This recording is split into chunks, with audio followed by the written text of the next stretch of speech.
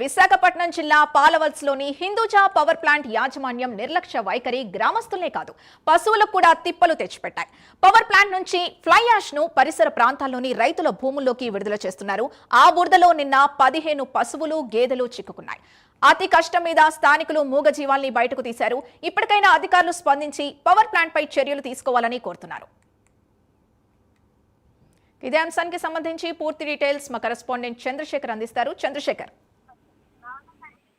చందు, చూసుకుంటే పెదగంటాడ పరిధిలో ఉన్నటువంటి ఏదైతే పాలవలస గ్రామం ఉందో పాలవలస గ్రామానికి ఆనుకుని గత కొంతకాలం క్రితం హిందూజా పవర్ ప్లాంట్ అయితే ఏర్పాటు చేయడం జరిగింది. అయితే పవర్ ప్లాంట్ ఏర్పాటు చేసిన నాటి నుంచి కూడా అక్కడ ఉన్నటువంటి వ్యవసాయానికి ఇబ్బందులు తలెత్తడమే కాకుండా పాడి పశువులు కూడా కొన్ని సమయాల్లో ఇబ్బందులకి గురైనటువంటి పరిస్థితి అయితే కనిపిస్తుంది. ప్రధానంగా చూసుకుంటే ఏదైతే పెదగంటాడ పరిధిలో ఉన్నటువంటి ఏదైతే పాలవలస హిందూజా పవర్ ప్లాంట్ ఏదైతే ఉందో ఆ పవర్ ప్లాంట్ నుంచి గత కొంతకాలంగా కూడా ఫ్లైయాస్ ఏదైతే ఉందో ఫ్లైయాస్ ని పక్కనే ఉన్నటువంటి పొలాల్లోకి విడిచిపెట్టడంతో పూర్తిగా పొలాలన్నీ కూడా బురదమయమైనటువంటి పరిస్థితి అయితే కనిపిస్తుంది. పూర్తిగా ఇటీవల కురిసినటువంటి వర్షాల కారణంగా ఊబిమయంగా కూడా మారినటువంటి పరిస్థితి ఉంది. ఈ నేపథ్యంలోనే నిన్న చూసుకుంటే అక్కడ ఏదైతే పాలవలస గ్రామానికి చెందినటువంటి రైతులకు చెందిన 15 పాడి పశువులు ఆ ఏదైతే పొలాలు ఉన్నాయో పొలాల్లో గడ్డి మేసేందుకు వెళ్లి అక్కడ ఉన్నటువంటి ఫ్లైయాస్ బురద ఏదైతే ఉందో ఆ ఊబిలో చిక్కుకుపోయినటువంటి పరిస్థితి తెలిసింది. అయితే సాయంత్రం వరకు కూడా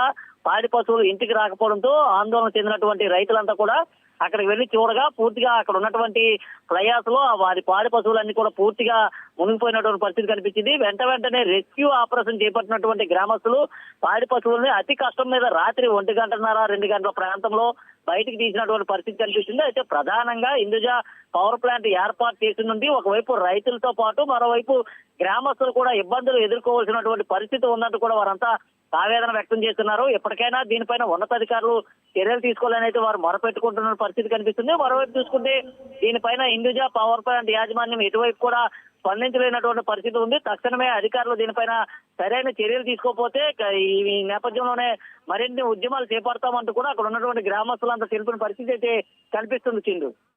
రైట్, థ్యాంక్ యూ చంద్రశేఖర్.